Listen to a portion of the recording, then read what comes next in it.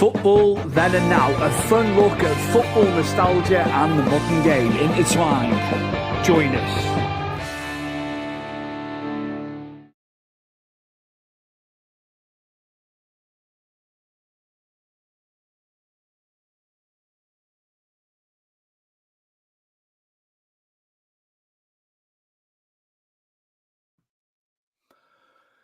A warm welcome to Football Then and Now, episode 18.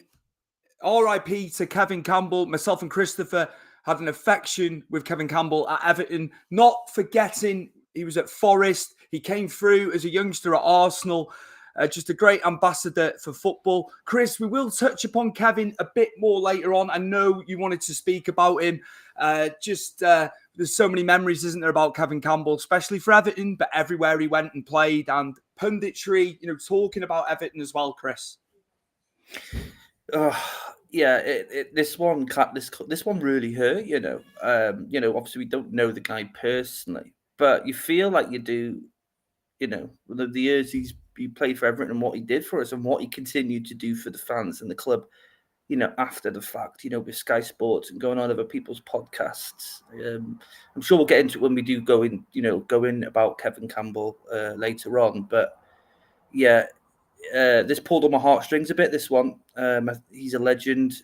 For every club he played, he put 110% in all round of a top bloke. And everyone you speak to, some pundits, guys who come on, they get slated and stuff like that. You never heard a bad word about Kevin Campbell, and that was across all teams, even if he hadn't played for the teams, just an affinity to him. Just so it was fun. He made it fun, the punditry as well, when he used to come on Sky Sports News, and predominantly he was talking about Everton, and it's just so sad. When we heard the news he became ill, I think people thought he was going to battle it and come out the other end, and just so sad, Chris.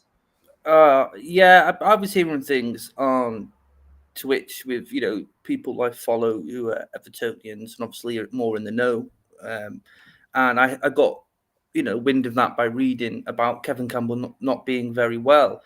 But I see, like, as Evertonians, see him as like a superhero. And you just think he'll battle through, and then we'll see him again. And you see his always happy, positive vibe tweets he used to put out there on Twitter, and his Dickie Bow Thursdays. But you just look at the guy and how happy he was. So you had that natural thinking that he'll pull through, and then he'll be go back to his normal way of positivity.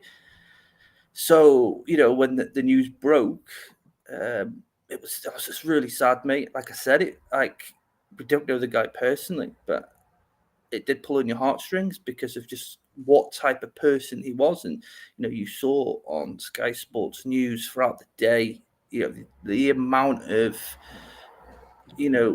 messages or comments he was getting from, former professional players who've played with him, friends of his, clubs coming out and saying, how much they loved Kevin Campbell. So, he just showed how much he was loved, throughout the whole football world and community. So yeah, it hurt, that one, mate, if I'm honest with you, because it's just like, we grew up with what he did for us. I remember having Radio Merseyside on back in the day, especially for the 3:00 games aren't televised, are they officially anyway? Yeah. Having the games on, especially, I think we'll carry on with Kevin actually for a bit rather than coming out of it, because we're in a flow, aren't we? Those 9 goals, Chris, when we had him on loan from Trabzonspor there, single-handedly kept us up. Walter Smith's tenure, when you look back, the club was in a bit of a mess, wasn't it? But we had some really good players. All right, some players in the twilight years, but he came in from Turkey. We knew from seeing him in the Premier League for Arsenal and Forest, those 9 goals that he put in and single-handedly saved us from relegation, didn't it? Yeah, and you got to remember, obviously we were a lot younger now, a lot younger then, not now, bloody hell, a lot younger then than we are now. So the idea of a player coming in from Turkey, and as I say, we knew who Kevin Campbell was already by that point, but we haven't seen him for a long time. I know, and he wasn't having the best of times in Trabzonspor, was he? And you just think, is this another player coming over coming into the club that's just going to be there for the payday and, get his name out. So next, come this summer, he can find another club. It wasn't like that for Kevin Campbell at all. He came in and was firing all cylinders. And as you say, those 9 goals he scored were fantastic. My memories is the West Ham game at the end of the season. And, we had a good run of walloping West Ham, didn't we, for so many years that, it was just always I think it was always a high-scoring game, wasn't it, back in the 90s to early 2000s against West Ham. But that game, he just took it by the scruff of its neck, and just, he scored a hat-trick that day. I'm sure it was a hat-trick, wasn't it? And you could just see how much he loved being at Goodison Park and being in front of all of us. And I think he found his home. I know you'd say Arsenal probably is, because that's that was his club, and that's where he came through the youth. But I feel like he was just more embraced by the Evertonians. I think we appreciated more for what he did. Not saying Arsenal fans don't, because I'm sure they do as well. I'm sure Forest and probably West Brom for when he kept them up as well. But I think it was just something different at the time, as you say. The influx of players we had, the Richard Goffs of the world, even though he was fantastic for what age he was for Walter Smith, you got to look at the age of that team. And, we lost Materazzi, didn't we? Even though we didn't really work in that season. The court was really good for us. Lost him, didn't we, as well? So, we were all over the place, as a squad. But Kevin Campbell was something else, and someone you could have latched onto and actually call him a superhero. Forget all the Marvel films, of fake superheroes and all that sort of comic life. Kevin Campbell was a true superhero. Absolutely. And he stayed at Forest when they got relegated, and he scored 22 goals that season. Obviously, they got back up, didn't they? So loyalty as well. He could have stayed in the Premier League, no question. He could have gone somewhere else.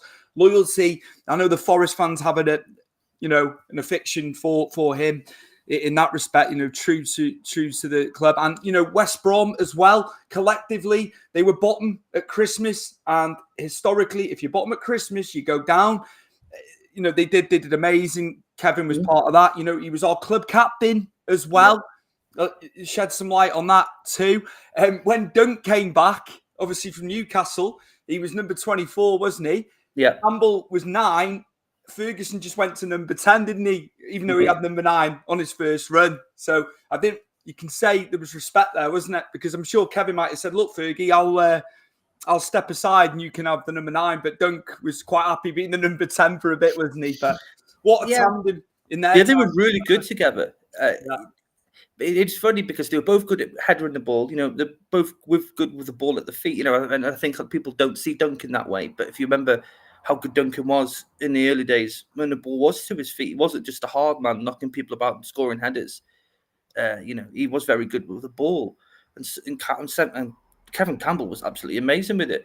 So they worked really well. But I also would say they both helped mould Wayne Rooney in the early days when he broke through. And we had those big, massive characters in the Everton team. And I think Kevin Campbell, especially with Duncan Ferguson, really helped Wayne Rooney in the early days. No question the amount of years that they had at that point. Without a doubt. He had all the ability in the world, as we went on to see. But you can be shaped by players, can't you? And the age he was coming through, yet there's no question about that.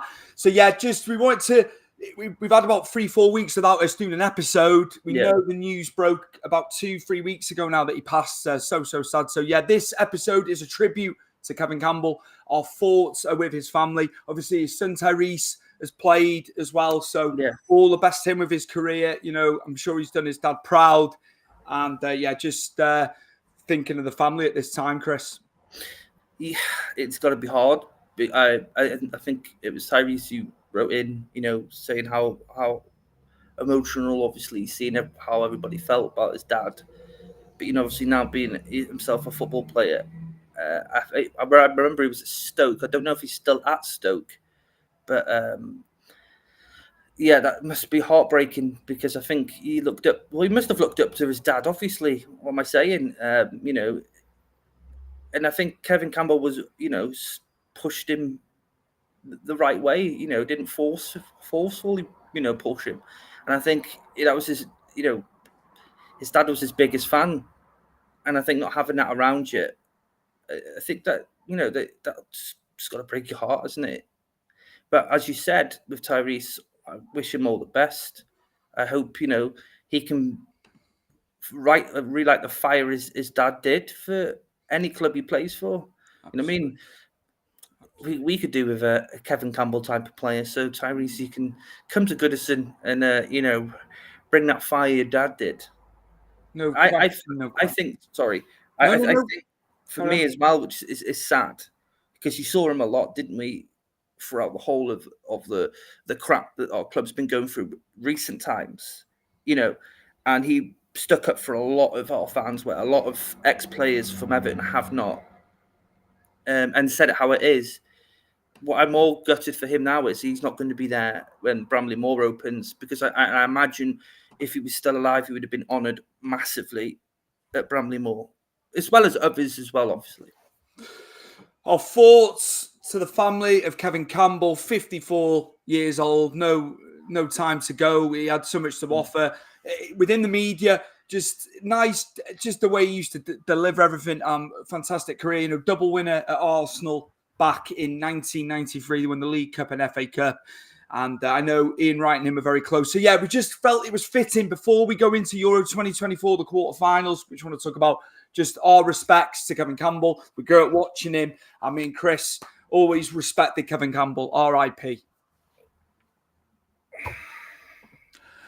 Chris, we have got the quarterfinal set. We had the last 16 games last night. So as we can see here in front of us, that is European time, by the way, before some bright spot tells me the times are wrong for UK. Yeah. It's set to Central European time there.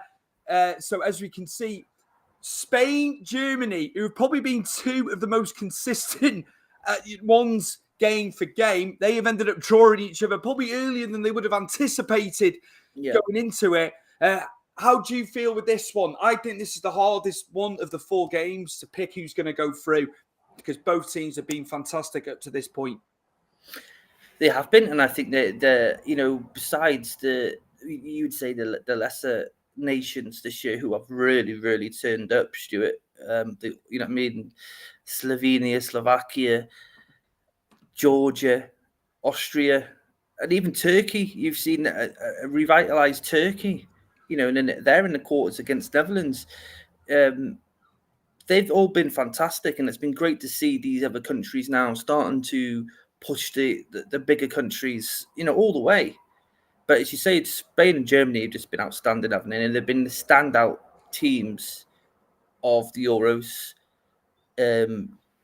I just, as you say, I'm a bit gutted that that's not the final, because I think that would be considering how well they've both been, that would have been an amazing final. Yes, of course, we'd want England there, but we'll get to England when we pick up their tie. But yeah, I think it's a hard one to judge, because Germany have been on fire, Spain have been on fire, and it's those sort of teams when they clash, they sort of cancel each other out, don't they?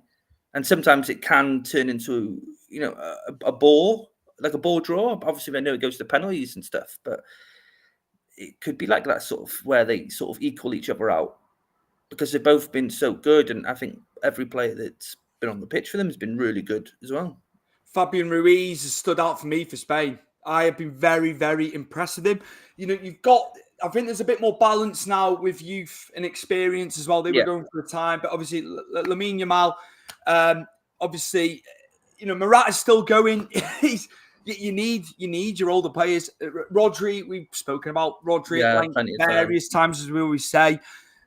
Arguably the best central midfielder in the world, not just in European terms. But I've been very impressed with Fabian Ruiz. When a player comes in to a tournament, you're not necessarily thinking they're going to have the impact. He has been amazing. Assists and goals, Chris. Do you think they've got the balance right? Do you think timing's right now for them to go on and lift the trophy? It quite possibly could be. And I think you're correct with the balance. You look back to the years they won the Euros, and they had that right balance, didn't they? Obviously, I think that the squad is a tad bit older than it was, back then than it is now. But obviously, you got to look at, the likes of Xavi and Iniesta, Puyol, all that, were all still playing at the time. But they had a lot of youth coming through, didn't they? And I think that helped them, where they obviously had a bit of a dry spell in the last couple of years, haven't they? And now they've obviously got back to the point where, as you say, you got Yamal playing and Ruiz, who were fitting in. Morata is just, he's a goal poacher, isn't he? He's never been prolific, but he knows where the ball is. He knows where the goal is when given an opportunity. Okay, we didn't see much of that in the Premier League, but that's, a completely different kettle of fish. But everywhere else he's been, he's scored bags full of goals. So, yeah, I think that helps them as well. It could possibly be their year,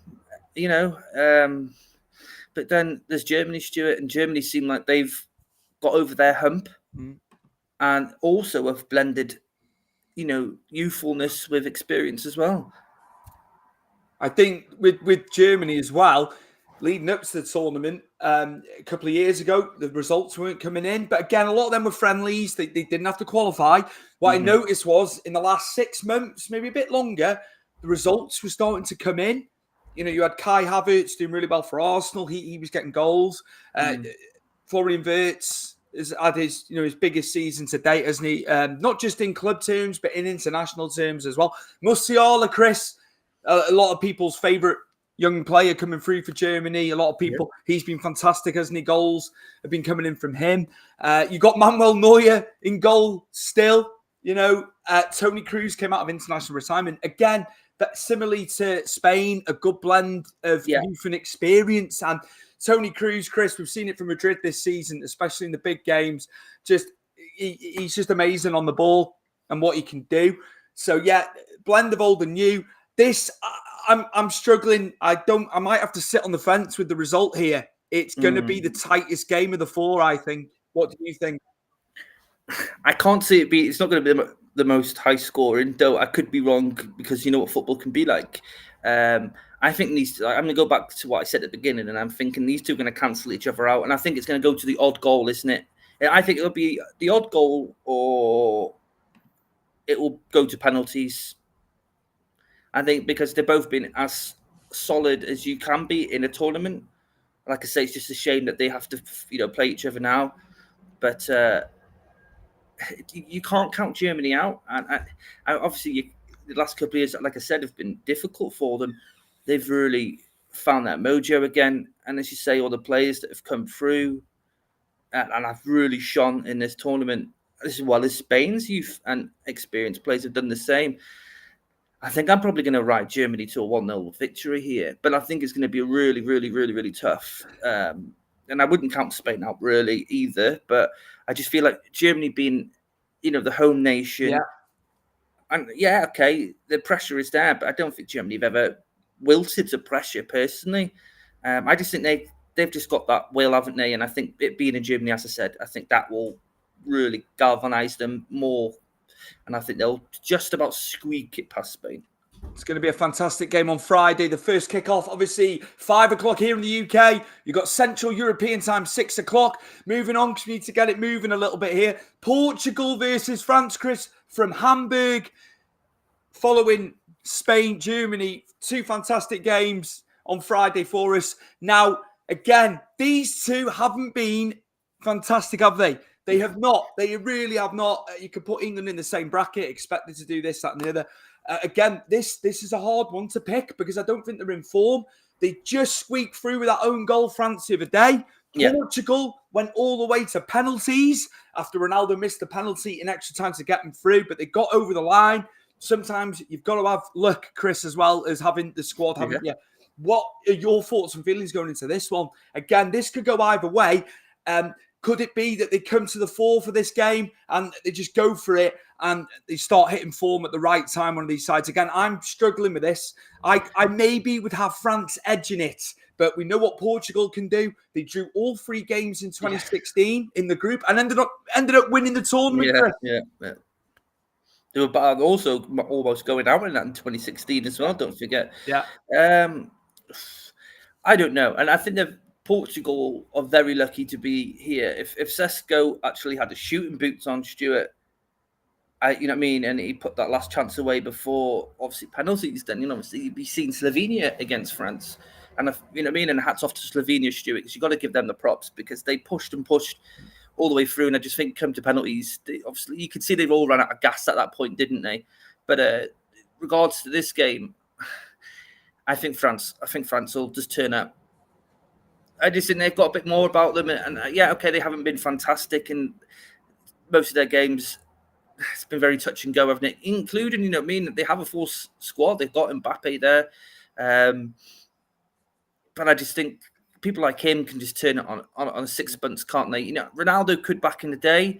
I don't think Ronaldo is the same player. Obviously not, because he's reaching his 40s, and props to him to get into another major tournament in his age. But I just think France have got individuals more so in form are capable of doing something. Not saying Bruno Fernandes or Silva can't.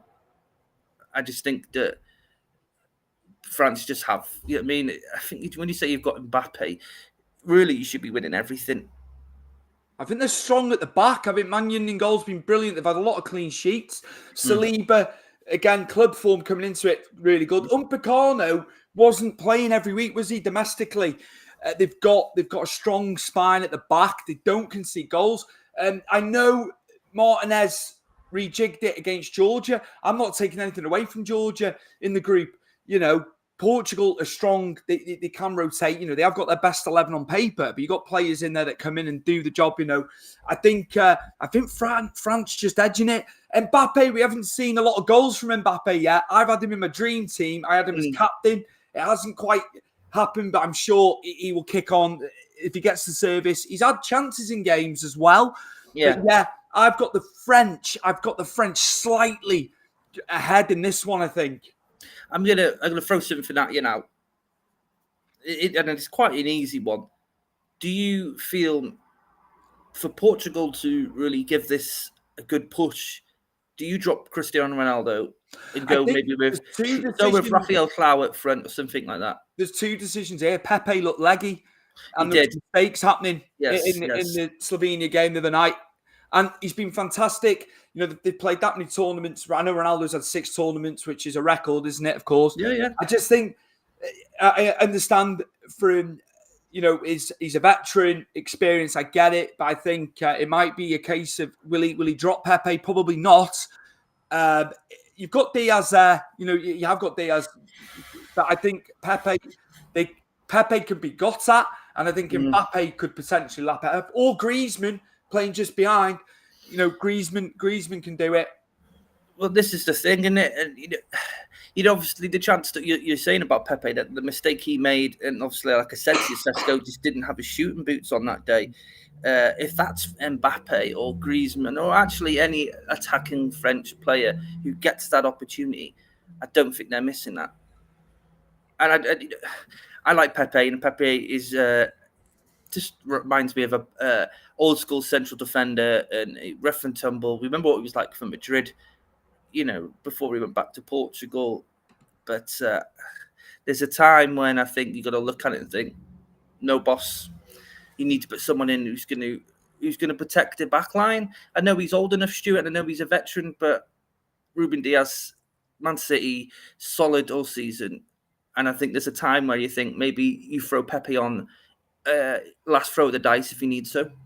I think as well, I know the professionals, fitness and stuff like that, they've all had long seasons as well. I know they get paid the money and all that. I think, will it be a factor that Portugal played obviously the extra minutes? It went all the way to penalties the other night. What are your thoughts and feelings on that? Would France be fresher? Is it easy to say that in that sense? But they did have to go all the way. We had extra time and the penalties. Do you think that could play into it? If that game does go in to extra time on Friday night, could France come through that way, or do you think that doesn't play into it at all in your mind?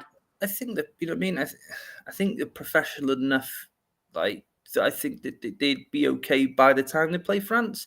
Yeah, it's not the ideal scenario of going all the way and then having to play France at the next round. You'd like a good 4 or 5 days extra practice, wouldn't you? And fitness levels up to the minimum. a maximum even. Sorry, but they both got youthful and talent off that bench that could generally out of nowhere burst onto the scene and probably begging for it. Portugal have always had a good youth system, and I think everybody in the world knows that France have an absolute beast of a youth system. So I think for either team, really, if you want to put it to both teams, fitness level wise, I think they'll be fine. I think if any player does get leggy, would be the Ronaldos, the Pepes. Even though I think Ronaldo, for his age, is in still fantastic condition, peak physical condition. Yeah, but he looks after himself. If he's not crying and making it about himself, if he misses a penalty, that is. Absolutely. I wasn't. I was a bit. I think that was very selfish of him, really. It should have been about the team, but it felt to me like it was Ronaldo's show than Portugal. But that's what he's always been about. He's a showman, isn't he? And I suppose you have to live with that the way he is. But I think they'll be fine, Stuart. I think they'll be good and ready for it. I think any doubts, I'm sure, we know what Roberto Martinez is like, being a former manager of Everton. I still think he's got Jedi mind tricks as Roberto Martinez, Stuart, because he still managed to get all these big jobs after us, and I still don't know how. But yeah, Jedi mind tricks for Roberto, that is. I think France, Stuart. I just think France. I'm with you. I think they're just stronger, and I just think they've got an edge where I think they can just turn it on the sixpence. And not saying Portugal can't. They've also got world-class players, but I just think France are superior to Portugal. This competition. It'll be very interesting Friday night. 2 fantastic games, of course. Moving on, Chris. England versus Switzerland from Dusseldorf. Could have been in one of the biggest stadiums. Obviously, Dusseldorf has got the least capacity, but it's been picked for whatever reason. I don't know the whys and the what fors. Obviously, bigger stadiums in Germany that could have had that game, but they've gone with that.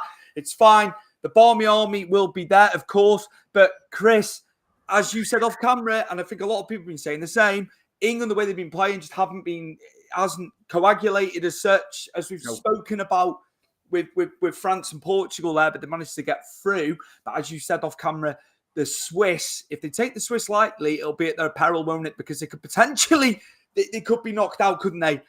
Because Switzerland they're functioning as a team first and foremost, aren't they? So England needs to be careful what they're doing, don't they? And they could be punished if you look at how they've played at the back at times. And I think the midfield hasn't been fantastic for England either. You know what I mean? And I have had this complaint with a load of people with Trent, and I don't think Trent's a central midfielder. Time on the ball, it'd be fantastic, and maybe he could, use his amazing range of passing. But in this current England squad, where there's a lot of pace, but there's no runners, there's no one making any space for someone like Trent to be sitting in midfield.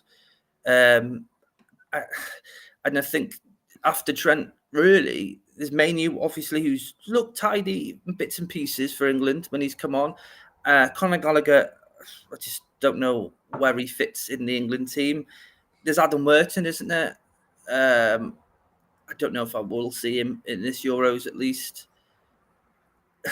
It's hard, Stuart, because I don't think they've performed at all. And, we've seen time and time again what it's like when Everton don't perform. I know we're using Everton as an example, but I think it's the easiest one for us because we've been poor and we've seen us turn up to a lot of games playing like England. We're definitely not getting results. But, when you've got players like that and they just don't seem to be, I don't know whether they're tired from, their league and, the competitions we've played in England, but it should be the same for every player, internationally, if that is the case. Or are they fed up with Southgate? Is Southgate where they down tools purposefully? Because, players do that. You've seen it other times with bloody Chelsea over the years. When they get rid of a manager, they down tools, don't they? I don't think he picked the right squad to go to Euros either. I think there's a lot of players he could have still picked that would have helped. And the formation, Stuart, I don't like it. And I don't like the players he's picked for those formations. It looked almost better. Like when he brought Tony on the other night, it was almost as if, you could go to a 4-4-2. And I was having this discussion. Me and my dad were watching the last group game when they played Slovenia last Tuesday. He goes, why can they not go to 4-4-2 at times? It's all this, you must play with 3 in central mid. We've talked about this, haven't we? But I think at times teams will go to the old faithful 4-4-2. You can change it, can't you? I know Bellingham can push up in some respects, but it's been shocking. They can't pass. They can't pass the ball. Again, I think there's too many individuals. It's been ramped up to the hilt, hasn't it? Over the years, we've had this golden generation and stuff like that. But he as you said, again, a lot of people are thinking it as well. Too slow with substitutions. He made 2 subs, didn't he? Yeah. And there was a gap then. He did one in the 64th minute and then left it till, what was it? I can't remember, 80 or 80 something, was it? I think it was like 2 minutes to go, Stuart. What is going on? And, the pressure was really on. I thought they're going out. Everyone thought that. 2 minutes to go. And then, lo and behold, Jude Bellingham, although he hasn't set the world on fire in the tournament, does something out of nothing, Chris. But that's what, you say world-class players can do. Yeah, he's not been world-class in this tournament.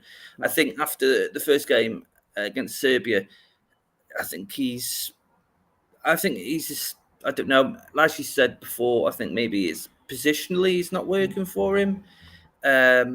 I just don't think number 10 role is Jude Bellingham role. You said off camera, a number 8 spot for him in the central, maybe next to Declan Rice, and then push Foden or Cole Palmer in that number 10. You've got the left open. Then you've got Anthony Gordon, who will run at defenders. Not our biggest fan in the world, but you can't knock off what his style of football can do. You look at Saka and Foden, they're not like what Gordon can do, where he will force a defender back. You've got Eze who can do the same, but I think giving them 2 minutes here, 3 minutes there, it's hard for them to show up and take their spot. Ollie Watkins is the same. I think, do we have to play Harry Kane? Could we not go for someone like Ollie Watkins, who will stretch defences and is pacey? Harry Kane is still a world-class striker, and 9 times out of 10 will score if given an opportunity. But I don't know if the formation's not working for him. I don't think Kyle Walker's had the best season either this season, and I think Trent should have gone at right back. Trippier, left back is not his position, but of course not. He's in a rock and a hard place there. Yeah, where we've said about Jared. If he'd have took Jared, at least he could have adapted and played fullback if needs be. Luke Shaw, on his day, but it's the injuries, isn't it?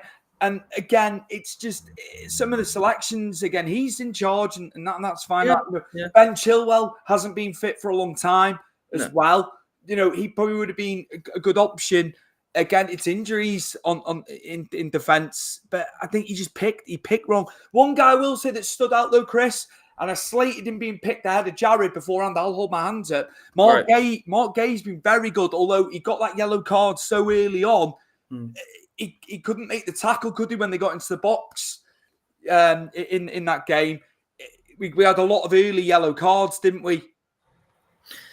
Well, I think that ref, Stuart, was on some sort of I need to book every single player on the pitch the other night.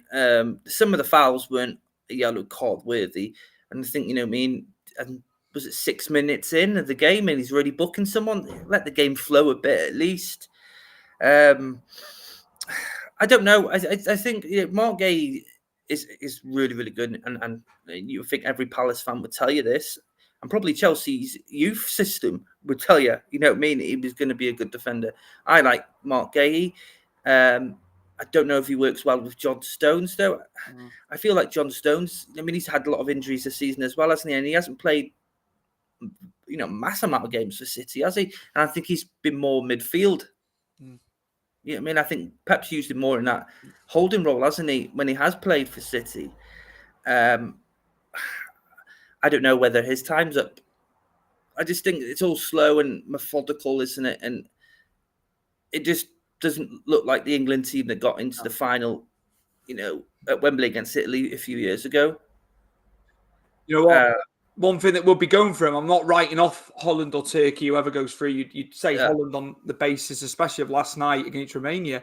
They're on the right side of the draw here. Imagine they're on the other side of the draw. Oof. But again, that's not me discrediting Holland or Turkey. Turkey have done it, and we saw it in 2002 at the World Cup. They were semi-finalists. 2008 Euros, they did very well. You know, there's always a team that surprises you. I think moving on to them two, Chris, I think you'd go towards the Dutch, but Turkey have been ticking along nicely, and there's a lot of Turks who live in Germany as well. Yeah. So it's almost like a home tournament. Mm-hmm. What do you feel with that game with Holland-Turkey? I think Turkey have had some of the best games in this tournament. And a lot of their youth talents that I think a lot of people won't know of, and most certainly do now, have really taken the ball by its horns and really put a show on. You know what I mean? To show how good they are. And I think sometimes when you give these sort of players the opportunity to express themselves, and, you know, they're not sort of chained to the wall and they're allowed to sort of be free. And like I say, going again, it's expressing yourself. That's what they can do. And I think Turkey, as you say, the previous competitions they've been in internationally, they've had a good run, and then you don't see them for a while, and then they pop back up again. But I feel like they've got a really good system now. I think they've sorted it out, and I think you'll see in the benefits of all these players now gelling. But again, it's looking at a team that are working together. They're all together.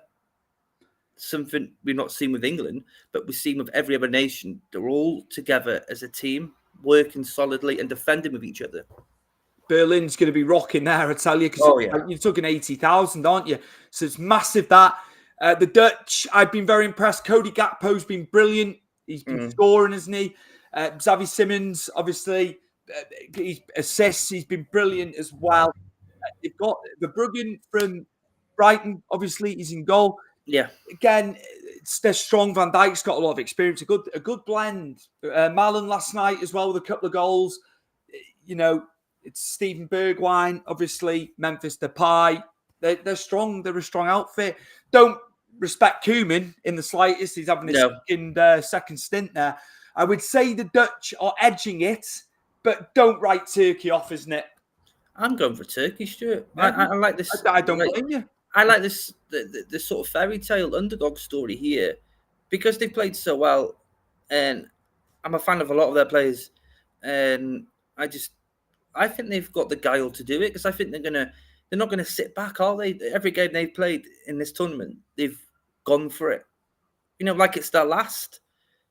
You know what I mean? And I think that might surprise Holland. You know, you can watch them and train for them, but when you're on the pitch against a team that's, you know, I think what I'm thinking is like a team I can use for an example. A bit like Luton have been, you know, at times where they did go at it and surprise a lot of the bigger teams. They most certainly surprised us at home anyway. But sometimes you can't handle the pressure, you know, as the opposition team of all this consistent pressure they're putting on you. And as you say, there is, you know, Holland do have a lot of talent. They always have. And again, they've got a bench full of fantastic youth. It tells you everything. Jeremy Frimpong, you know, was not playing. Denzel, I'm a big fan of Denzel Dumfries. I love him. Yeah, Denzel Dumfries. It's a real good team. But again, Turkey, the lad on the books at Real Madrid there, he looks a player. You know, Yilmaz up top. It's really set up magnificently. The quarterfinals then, Friday and Saturday. Chris, I'm just going to throw the betting odds up. This has come from Odds Checker, so they put the best odds up for each team. Okay. Weirdly, this is up to date as well, by the way. England are still favourites at 4-1. I couldn't believe it. Spain 17-4. So if you break that down, I think it's like they'd be like 3.5 to 1. No, 4.5 to 1. That would be Spain if you dropped it for like. France 5-1. Germany 5-1 to their level. The Dutch 15-2. Portugal 9-1. The Swiss at 16-1. Then Turkey at 40-1. I just can't believe England is still favourites. Yeah, I got Spain I've got Spain and Germany at top personally, but anything could happen, of course. But Yeah. I was startled when I saw that today. I suppose it's I haven't even got a good positive thing to say, because it makes no sense. You got a good punt on Switzerland and Turkey there if you want to really make some money. Switzerland out of the two have looked fantastic in this competition. I don't understand England being at the top. As you're right, Spain and Germany should be there, but maybe because they're playing each other, the odds aren't as high for, well, not high, but they're not at the top for it, because one of them have to go by Friday, won't they? So maybe that makes sense there. But I don't get how they've got England winning it, unless something dramatically changes come Saturday against Switzerland. Then I can't see England winning it. I can't. But then, as you say, Portugal in 2016 just went along it the right way, didn't they? They turned up at the right time, and maybe England will turn up the right time. And yeah, it'd be fantastic if England can win it. We'll all celebrate, of course, but the performances up to now haven't blown me away. The Spanish, before the tournament started, right? I looked at them. Like legitimately now, not just because they've done well up to this point. They were 27-1. I thought those at the start of the tournament for a ball was kicked. I wish I'd put money on now, because I was looking at it. And obviously now they're like 4.5-1 if you break those odds down from 17-4. So just slightly out, just by 0.5 there behind England. I wish I'd put some money on it, Yeah, you should have, really. It's hindsight, and it's a wonderful thing, Chris. But yeah, of course. Friday, Saturday is going to be amazing. What a feast of football we're going to have there. Yeah. And hopefully all the teams come good and we have fantastic games across the 4 games. Chris, I want to bring up, you had an idea about football trivia from Euros past, and then we've got some present stuff as well. So like trivia facts. I'm going to pull some up. So here we are. Michel Platini. This is a hell of a stat, this, Chris. No one has had a good outing as Michel Platini. France won their first ever European Championship in 1984, but that would not have been if it not for the sensational performance of Michel Platini. Chris, Michel Platini has still got the goals record for Euro tournament. He scored 9 goals in that tournament. I couldn't believe it. I couldn't believe he was the highest. When you look at what Ronaldo's done, players good. Muller for Germany with their exploits in goal. I couldn't believe he scored 9 goals in 84, and that's still the record today for top goal scorer at Euros. Yeah, well, obviously we weren't born by then, so remembering this tournament's going to be a weird one, isn't it? He was a class player, though, wasn't he, Platini, in his day? Not so much for UEFA when he was there, but he was a talent, wasn't he? And he could score goals. You've seen clips in the past of how good he was. So, hats off that he has still got that record. And as you say, Ronaldo's not touched it. Kane's not touched it. Muller's not touched it. Klinsmann's not touched it. All these players that have played throughout the years since 1984 for their countries, who have been solid in the club forms. Just shows you, isn't it, really? It was the right time, the right place for Platini to score 9 goals, and no one has touched it. And I think he's probably loving that, being a Frenchman. There was a current one as well. We'll obviously know about this, but this will be a good quiz question in years to come, I felt. So this is a current thing, Chris. And I know you'll know about this anyway, but I thought this is brilliant. If we're looking, because we blend the old and the new with this show, nostalgia, and we like modern as well, of course. Italians overseeing affairs in Euro 2024 set a new record. 5 Italian managers will be employed in the Euro 2024 tournament this summer, setting a new record for most by a nationality in a single edition. So I'm going to put the guys up here who are managing the respective countries. Luciano Spalletti, obviously, Italy. Dominic Tedesco for Belgium. We've got Francesco Calzona for Slovakia.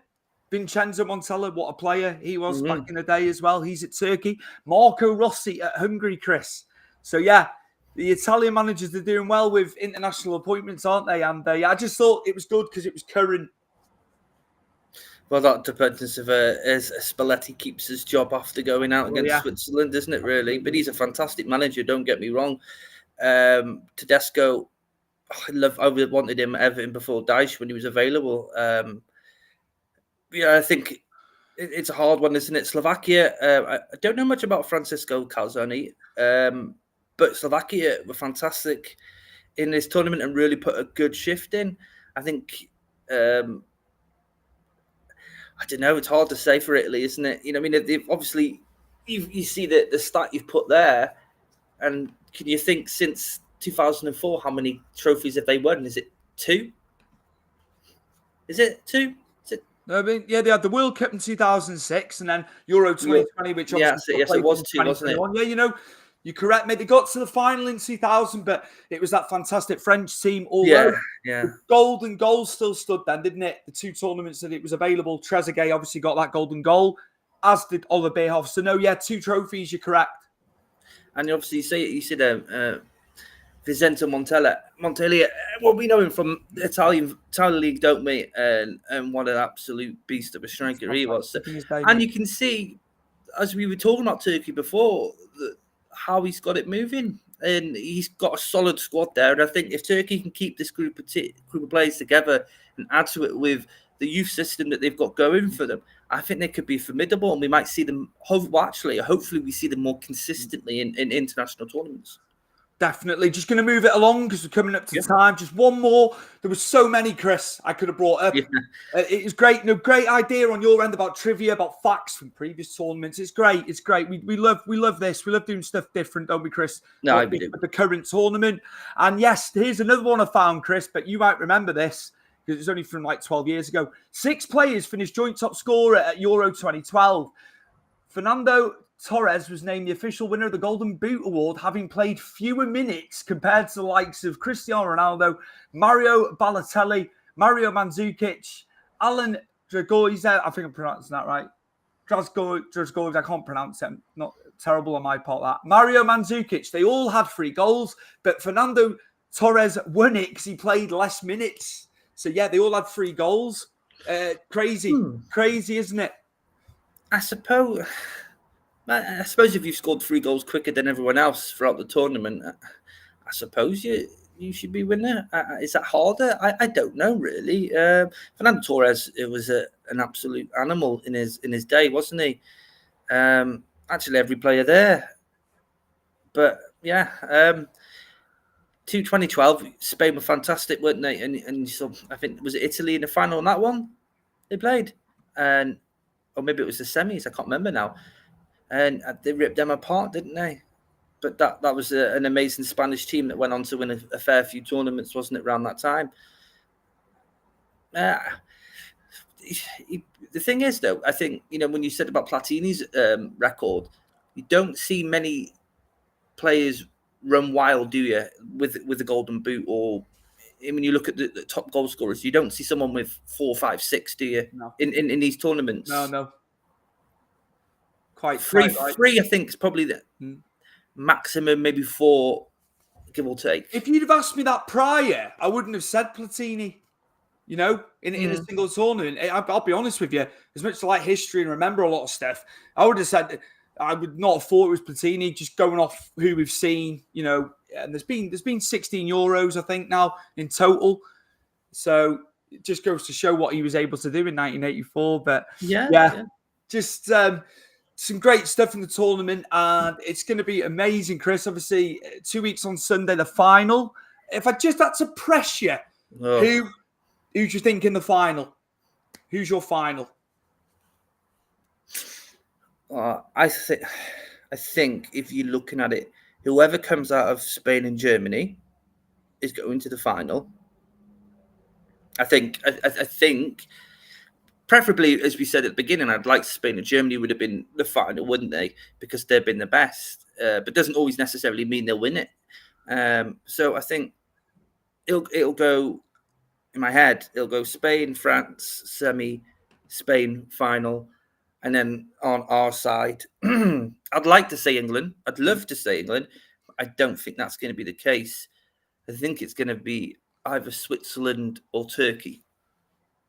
Wow. So I can't say who, because I think Switzerland and Turkey have really impressed me. Wow. I think, like I said at the beginning again, Slovenia, Slovakia, Georgia, Austria have all I've been really impressed. So I can't say who would win out of Switzerland, Turkey. I'd have to see, obviously, how they perform in their next games now. But I've got a funny feeling it'll be Spain versus one of them two. I tell you what, strange things have happened. It's good.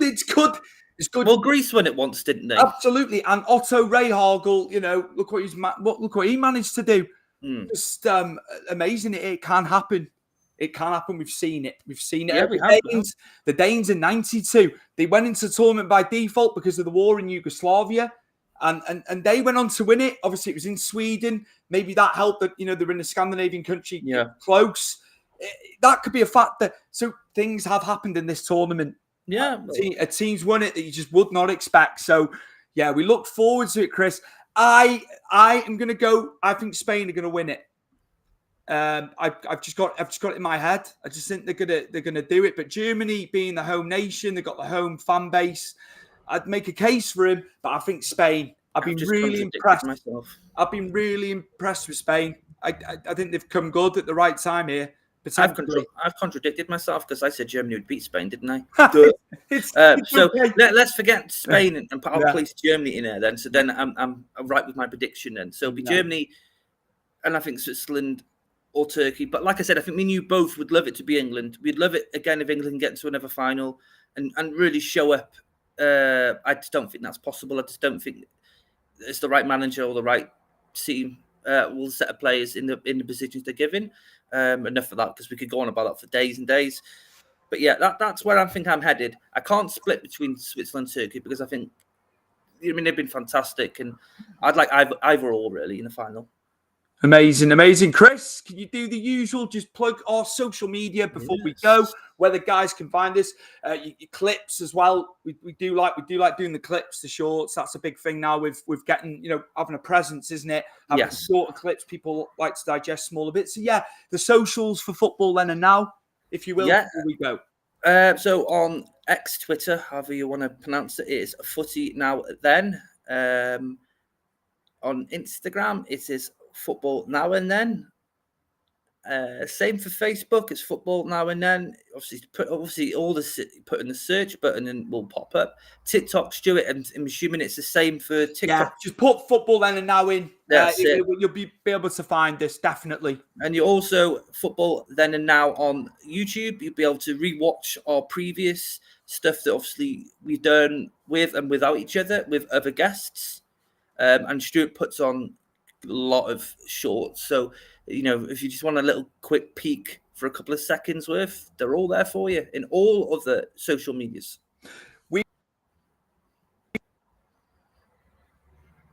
And he's gone mute. You've gone mute. I can't hear you. Nope. You can hear me, though.